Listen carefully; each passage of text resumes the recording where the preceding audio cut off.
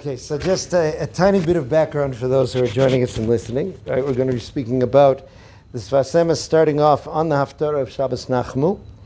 And we have these two voices speaking. Kol omer kra, a voice says, call out. Va'omar ma'ekra. The other one says, what am I supposed to call out? Meaning, how am I supposed to give the nechama after everything was destroyed? So the answer is, Yovesh chatzir v'novel tzitz. This is the description of different types of vegetation drying out. Okay, if you look around Israel in the summer, there's not that much greenery. Spring after Pesach, when there's been a lot of water, everything turns green. And then, when you get the summer, it's not a time of rain, everything dries out. But then it compares to it, it says, Udvar Elokeinu yakum la'olam. But the word of Hashem is always going to be fulfilled, is always eternal. Okay, so the simple image is this dialogue. How can I say a prophecy of consolation when everything's all dried up? There's something which is behind all of that that's more powerful than all of that and more lasting than all of that. That's Dvar Elokeinu, the word of Hashem, which is eternal. So the Sfas Emes comes to explain.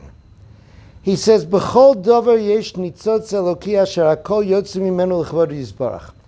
There's one theme that repeats itself more than anything else in the Sfas Emes, and that's the concept of what's called the nekuda pnimis, right? That inner point of kedusha that gives everything existence.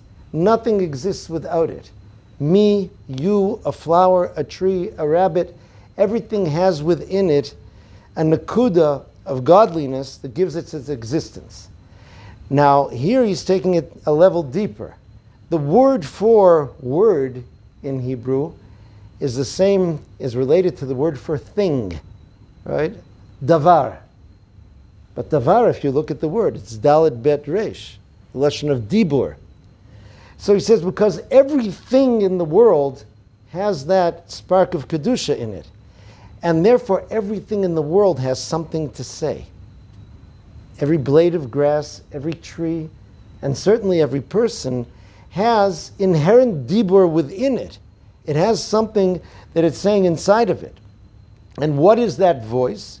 He says, Kol yotze mimenu l'chvod yisbarach.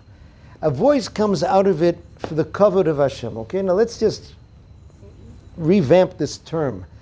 When we use the word kavod, and apply it to HaKadosh Baruch Hu. So if we come with this idea of honor, respect, things like this, it doesn't click, it doesn't match so much. When it says, Hakol bara lichvodo, Hashem created everything for His kavod, for His honor. Kol masha barasi, right, lichvosi el lichvodi, right, for my honor, Hashem created it. That sounds like, if we would attach it to a human, it's someone who wants to show off. I make wonderful things so that people will see how amazing I am. Kavod, when it refers to HaKadosh Baruch Hu, means the ability to connect with Him, for Him to be revealed. That is the kavod of HaKadosh Baruch Hu that comes in the world. Without the world, there would be no kavod, there would be no ability for us to connect to HaKadosh Baruch Hu. Now again, the world, the very word world, olam has in it the root, ayin lamed mem, which in Hebrew means laha'alim, to hide. Okay, so HaKadosh Baruch Hu created a world which both hides Him and reveals Him. Rabbi Levi Yitzchak and Berditchev had a very beautiful two-line poem about this. He said, I am tza'eka, where can I find you? Kvodcha tomir v'nelam. Your kavod is lofty and hidden. V'aye loem tza'eka, where can I not find you? Kvodcha malei olam. Your kavod fills the world. Okay, so therefore, it's in everything, but you have to know how to look at it. You have to know how to hear that voice that's in each item of creation. Okay, it's there, af she'enu nishma b'chutz, he says. It's not something that's easily audible.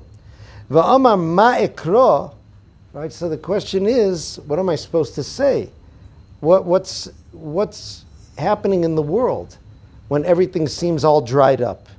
He says, "Kshetipol aklipa hachitzonis." When the outer husk, the outer shell falls off, mizgale dvar Hashem asher hu ikar chiyus hapnimius. Inside everything, then the dvar Hashem that's inside of it is revealed. Right? Perhaps they say the Balatanya toward the end of his life said that if he only saw the letters of Lashon HaKodesh that made things up rather than the thing itself. Meaning if he looked at a tree, he saw the Ayin Tzadi of Eitz. It's almost like a computer programmer who's able to look at a screen and tell you what the code is that's making everything happen on that screen.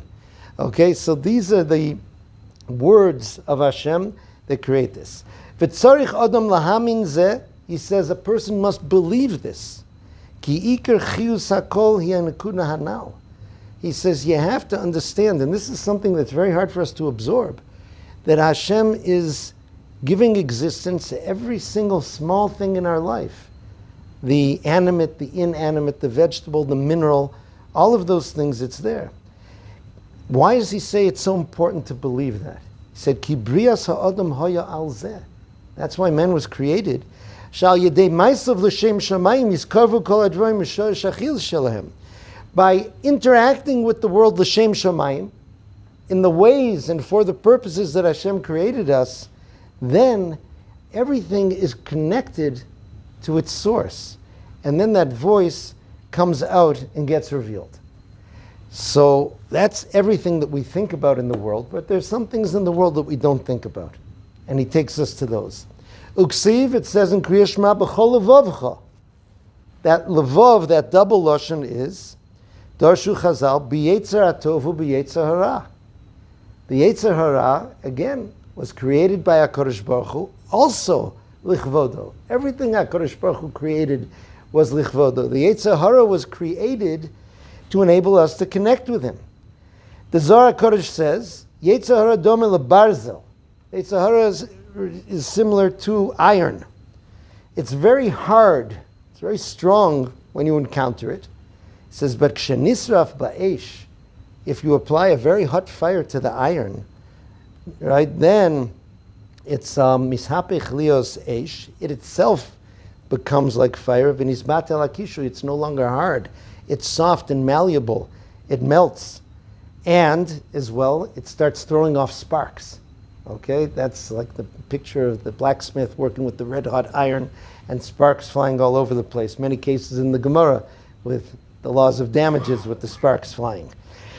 So he says, so therefore he says, Kain Yetzer Hara al Yedei Eish HaTorah. So he says, by the fire of Torah, right, which again, fire is something which does many things. It enlightens, it consumes, but it also transforms, right? It creates from one form to another. That's really the roots of Bishul in the Malachas of Shabbos, of applying heat to something to transform it from one form into another form.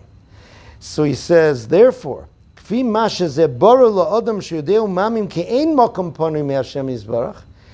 if you, and obviously it goes in stages, for a person who's able to realize that Hashem gives this existence, and me existence, and the trees and the plants existence, he's the person who can then actually see, you know what, even the Yetzer Hara is there created by Hashem for me to come close to him. It's supposed to be transformed by me, and in that struggle and in that battle, then that becomes a force that enables me to come close to Hashem. He says, the more that's clear to you, then you're not such an external person. Right? For example, the difficulty we have liking people who aren't so likable. Okay? Give us a mitzvah, Avas Yisrael. You're supposed to love every Jew. Okay, there's some who are more lovable than others. There's some who are rather unlovable.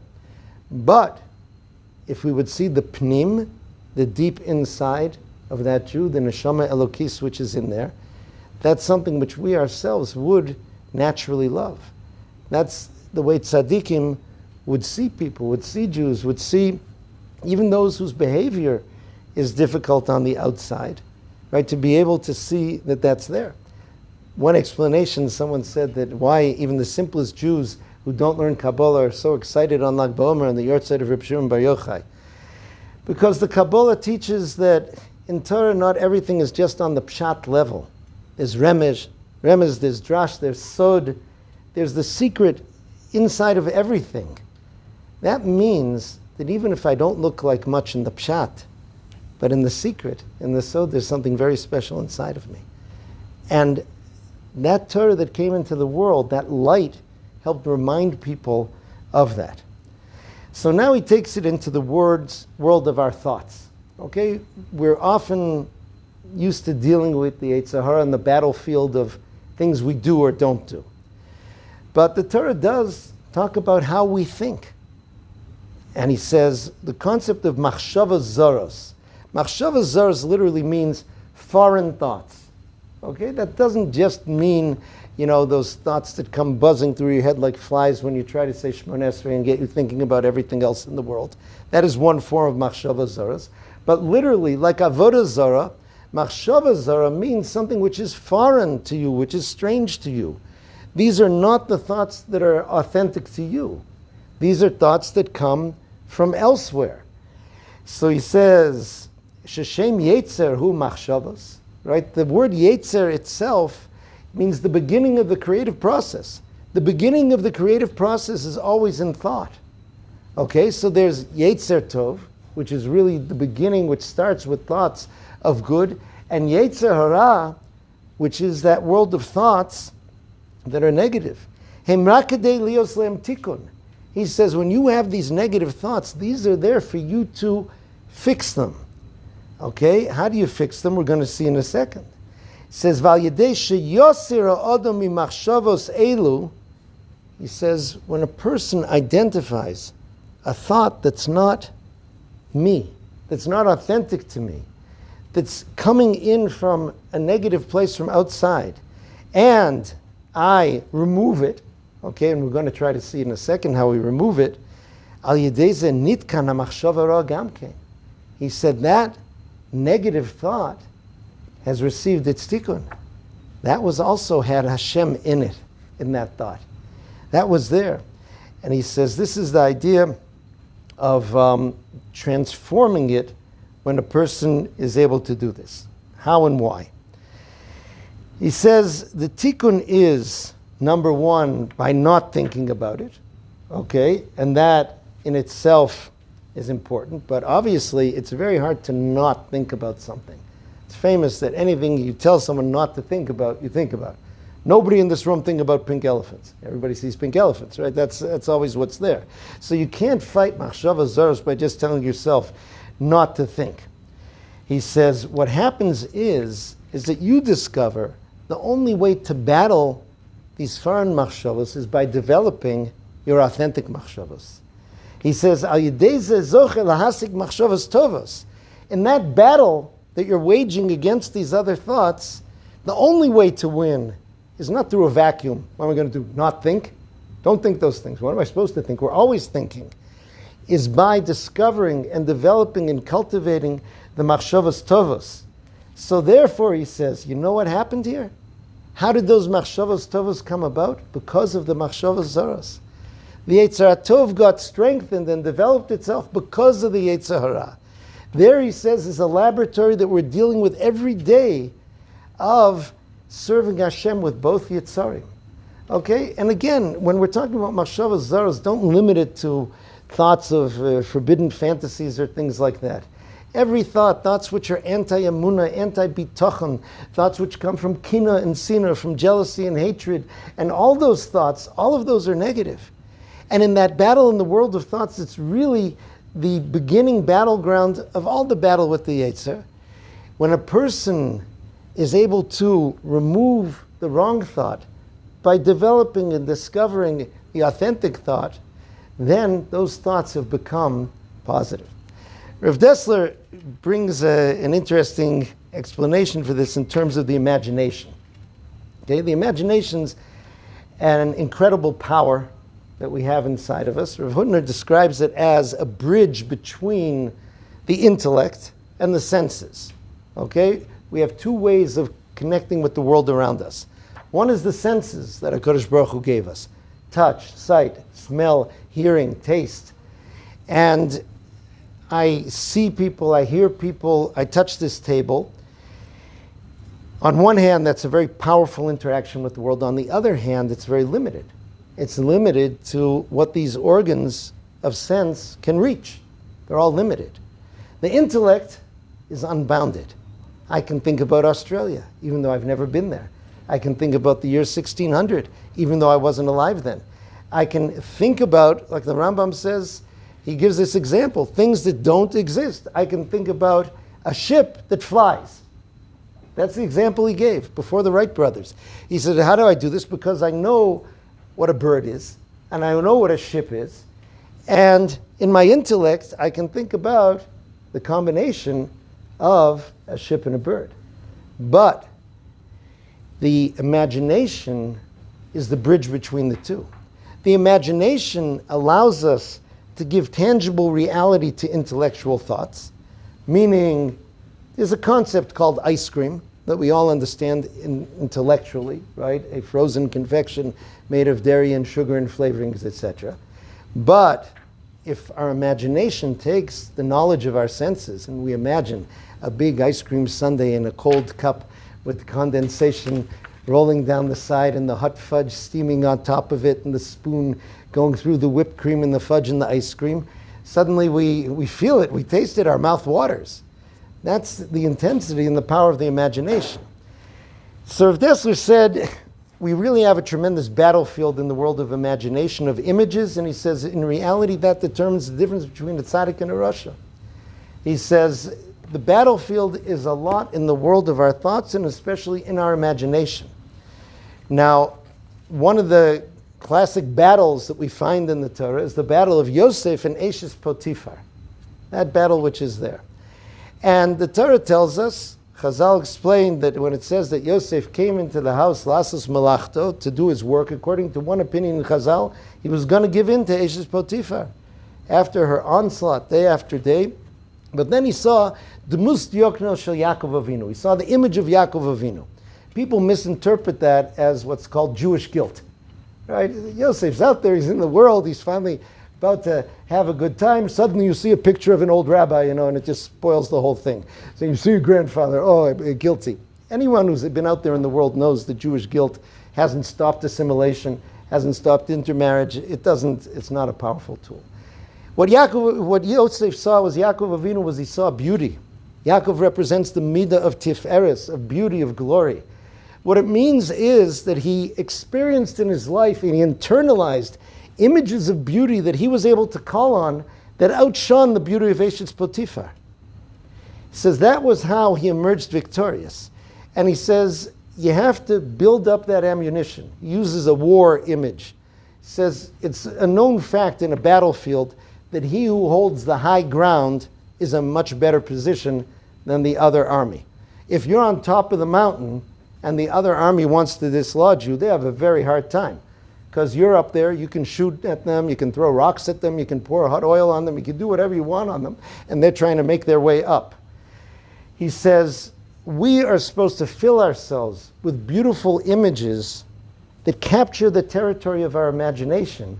And then, when the negative images try to, so to speak, invade, take over, they're rebuffed. How? By reawakening those images. And reawakening those images is important, not just as a defense mechanism, but in and of itself. That's what he's describing here. If we want to put it that way, actually, Eshes Potiphar and her attempts to do what she did to Yosef brought about an even deeper connection of Yosef to the Tiferes of Yaakov. Because since he had to fight that attack, all his defense mechanisms raised up. He dug deep inside of himself to the true sense of authentic beauty, and in that way he served Hashem both with his Yetzer Hara and his Yetzer Tov. Okay, so this is the first salvo, so to speak, in terms of what's happening in the world. There's Davar Elokeinu. Everything in the world is called a davar, a thing, and everything in the world has something to say, right? And what that says is something positive. But you have to dig down and see it and discover it. Taking it a step further, you discover that even the Yetzer Hara that Hashem created is there in order to reveal Hashem and enable us to connect to Him, not by, so to speak, embracing it, but by countering it with the powers of Kedusha that we have inside of us, that we can bring out with the thoughts, with the images, with all of those things. In that way, we serve Hashem with the Yetzer Hara as well. That's exactly what it's there for. That's exactly what it's doing.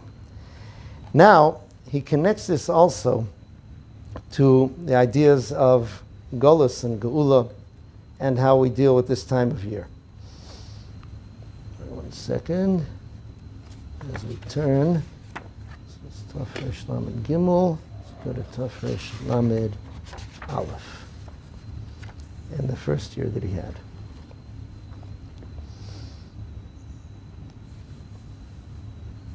He says, the idea of smichus geulah litfila. Okay, it's very important when you daven Shachris. At the end of Birchas Kriyas Shema, we finish describing Hashem taking us out of Egypt, and we say Go'al Yisrael, and then we start the tefillah. He says, why is that so important? He says, Ki pirush geulah, what we mean by geulah, by redemption, is mashiyodin shegam b'kol hester v'golus.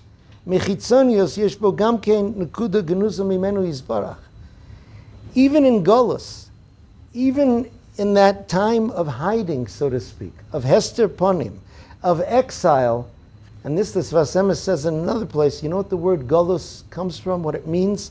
Legalot, to reveal. To reveal.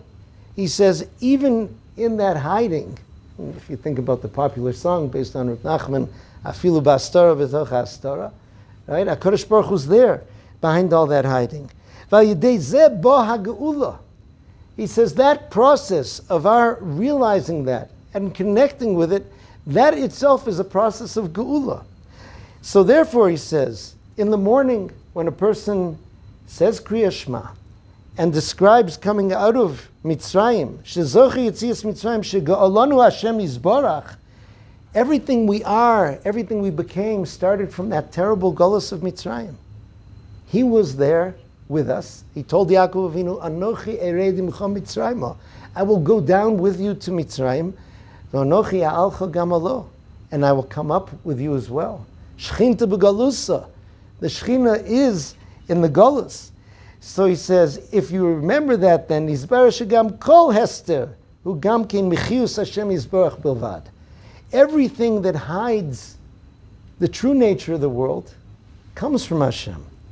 Every galus that we've been through, every personal galus which is there, not just national galus, when we're suffering personally, when we don't understand, when things are hidden from us, when things are dark, he says, if you remember that, then you're ready to daven. Then you're addressing not the Hashem that was at some point in history, the Hashem that is, who's with me now, ki ata imodi, because you are with me now, gam ki elech b'choshech, right? Even if I go into the darkness, right? I'm not afraid, ki ata imodi. It says, kol tefillah hiraka gilui kvodo yisborach. That's really the nature of tefillah, is really realizing and connecting with Hashem and His presence in the world. It's not just asking for things that we need. The very fact that that cycle is there is so that we unwrap the world and we bring out and discover HaKadosh Baruch Hu who's in there. Okay, so therefore, he says the same approach is what Am Yisrael need, not only to survive galus. For sure we need that to survive galus. There's a beautiful story I saw. There was a Baba Chassid who was in a concentration camp, and he said he had a dream at night. And in the dream, he saw his Rebbe, who was Reb Zion Halberstam, the Bava Rebbe, and he sensed already in the dream that the Rebbe was no longer alive. Right? He nearly escaped, he didn't, and he was killed. And in the dream, the Rebbe asked him a question. What does it mean when we say in Kriya Shema, V'chara af Hashem b'chem? Hashem will get angry with you. That's what he told me. He says it means Hashem will get angry with you. Again he said, what does it mean? V'chara af Hashem b'chem. Again, Hashem will get angry with you. Again, he asked him, he said, Rebbe, what do you want? He says, you're not reading it right. There's a comma. V'chara af, even when when there's anger, Hashem b'chem. Hashem is inside of you. Hashem is with you. He said that dream he shared with everybody he could, and it gave him the strength to survive that whole period. So this is in itself the geulah. Karvel nafshi geulah. The geulah is close to us. It's there inside of us. And if we work on our own personal geulah in that way of freeing ourselves from those negative thoughts, from the falsehood, and discovering the emes, and then approaching the world that way, then we bring about that geulah. Last year of the Sfas Emes, Tafresh Lamed Hey, he's speaking about a pasuk in VaEschanan. It says, "Lo merubchem mikol ha'amim chashak Hashem b'chem." Hashem didn't desire you, Jewish people, because you're so many. V'yivchar b'chem, and choose you. He chose you ki atem ha'ma'at mikol ha'amim. He chose you because you are the fewest of all nations. Okay, now the Mefarshim ask, what does it mean? Not because you're so many. Number one, the Sfas Emes says they're not so many. Right? In other words, if I told you, I don't just like you because you're so handsome, right? That's implying that you are handsome, but that's not the only reason I like you. Hashem's saying it's not because of your great multitude that I love you, but it's implying that we're a great multitude and we aren't. He says they're not merubim at all. So then the answer is, it says, no, I love you because you're the ma'at, because you're the few. But we already were the few. At no point in history were the Jewish people the majority of the population of the planet. Okay, it just wasn't there. So the Medrash says in the Tanchuma, it says it means that you're mema'atin atzmechem, that you contract yourselves. You make yourselves less or smaller. What does that mean? Is it just an expression of humility? Anova, Hashem loves you because you're humble? He explains no. He says, Am Yisrael have two bechinos. They have two aspects. Kshehem b'malo hem merubim mikulam. When Am Yisrael are on the level that they're supposed to be, so then they are really a greater multitude than all. Okay? It doesn't measure in the number of bodies. Ach sheyordim, when they go down from the level of how they're supposed to be, hem mu'atin mikulam. Meaning in Jewish history, there were very few times where we really were as we were supposed to be. Let's take that snapshot, I guess, at the beginning of Shlomo HaMelech's kingdom. Okay? Then we were, so to speak, on top of the world. We were the central people in the world. People were coming from all over the world to learn from us, to see us. That was that ultimate picture. But when we're not ourselves, we can never downshift into regular nation. That would be nice. We say, okay, God, sorry, we didn't do the chosen people things. We're just going to be the regular people now. We've never been allowed to be the regular people. We've always been the degraded people, the persecuted people, the people who had to run from place to place. Always. Why? Why can't we just be regular? He says, you know what? You do it to yourselves in a positive way, not in a negative way. You're mamait yourselves. Why? He explains. Hatam she'en yicholim lekabel chiyus misitra achara kamo kol ha'umos. He said, just like there's that world we described of negative thoughts and positive thoughts, there's a negative system, so to speak, that keeps the world running even when things aren't the way they're supposed to do. And that's really what keeps all the nations of the world going. Right? We say, wait a second, are this nation or that nation, are they having a great economy and doing great because they're so much better than the Jewish people? Why are we so bad? Is it that we're really so much worse than them? No. It's because they're running on a different system. The world has to run, it has to be maintained, just like the system of nature goes. They go from that, and in fact, because they're negative, so to speak, they draw their power from, if you want to call it, the dark side of the force. Okay, that is what they can draw power from in that negativity and use it to oppose Hashem and oppose Am Yisrael. We refuse to draw power from any of sources like that. Therefore, when we are not by our charger, when we are not with the Beis Hamikdash, with the Sanhedrin, with Nevuah, with all those things, we're not going to plug into a foreign power source. And therefore, we're the Ma'at. And Hashem says, that's why I love you. Because you accept that upon yourselves. You maintain your identity. You refuse to plug into the other thing. And he says, "Abachina azosi edus l'mailas b'nei Yisrael." This is a testimony to how special Am Yisrael are. Yoser zchus mi bechinas hamaruba. He says this is even greater testimony of the greatness of Am Yisrael than in that period, let's say, of Shlomo HaMelech, when the whole world was talking about them. He says, "Ki aribu sheish lemu mitzad tuva yizbarach imonu lashpia lanu ki ad HaMelech la'ovav." That greatness that we had was because, it's true, we were doing the right things, but then Hashem showered us with all of that greatness, and that's what people were seeing. But zu bechina, this aspect that we have, she'ein lanu begolus kiyum, that as we go through galus, and galus still now, he says we don't have a power source. We only want our existence from Hashem. That's the only source we want it from. And in galus, that's given to us, but it's given in a very limited, hidden, and difficult form. Right? That's what we said. We won't take that. Lo mirubchem, Hashem says, that's why I love you. Not because of your greatness and perfection, but mitzad hamiyut, because you will maintain that minimized aspect as opposed to tapping into anything else.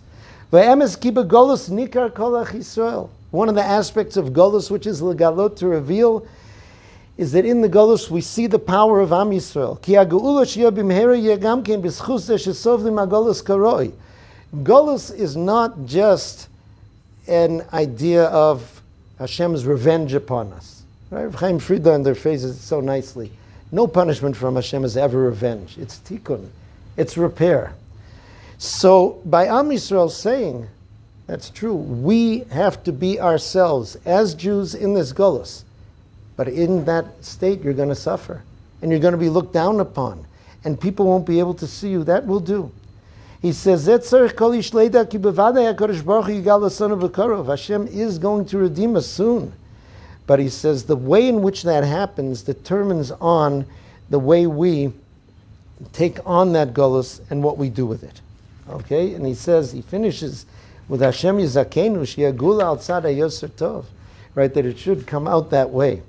I'll just finish in the footnotes here. They refer to this shocking Gemara, painful Gemara. It says that when Rabbi Yochanan ben Zakkai, after the destruction, was walking, he was out and he saw a Jewish woman who was trying to gather undigested barley grains from the droppings of donkeys. Sometimes the donkey didn't digest everything because she was starved and she needed some nutrition. And Rabbi Yochanan ben Zakkai was there and she came running to him. She says, Rabbi, parnaseni, right, give me food. And he said, who are you? And she said, I'm the daughter of Nakdimon Megurion, who, if people remember from the Gemara in Gittin about the destruction, was one of the wealthiest men in Yerushalayim. And he said to the Talmidim who were with him, I remember I was at her wedding, and the amount written on the ksuva was a huge amount. So it says, Rabbi Yochanan cried, Bocha Rabbi Yochanan, V'amar Ashreichem Yisrael. He says, fortunate are you, Am Yisrael. Bizman she'osim ritzono shel makom, when you do the will of Hashem, ein kol umma v'loshen sholet isbem. No nation rules over you. Ubizman she'ein osim ritzono shel makom. But if when you don't do the will of Hashem, mosrin bi'aruma shvela, you're given not only into a lowly, under the hands of a lowly nation, but even to the animals of a lowly nation. You become subjugated to the donkey of that nation to the extent that you need something that comes out of it. The riddle is, why did Rabbi Yochanan cry and say, fortunate are you, Am Yisrael? How do those two go together? Exactly this. The fact that by Am Yisrael shifting, when we are not able to be who we are, into such a state, that shows who we are. That is the thought that we have to maintain to fight off all the machshavas zaros of galus. Part of the ikar of galus is that it influences our thoughts. It influences the way we view ourselves, the way we view our relationship with Hashem, the way we view our relationship with the world. Am Yisrael can, and the galus is designed for that, to help us be megaleh, legalot, who we are, and then be able to reattach to that and to bring that out until the whole world will be, like it says in the Pasuk, Mola Aretz Deas Hashem, the entire world connect to Hashem. Wishing everybody a meaningful Tisha B'Av that will hopefully be a Yontiv, right, and a good Shabbos Nachamu.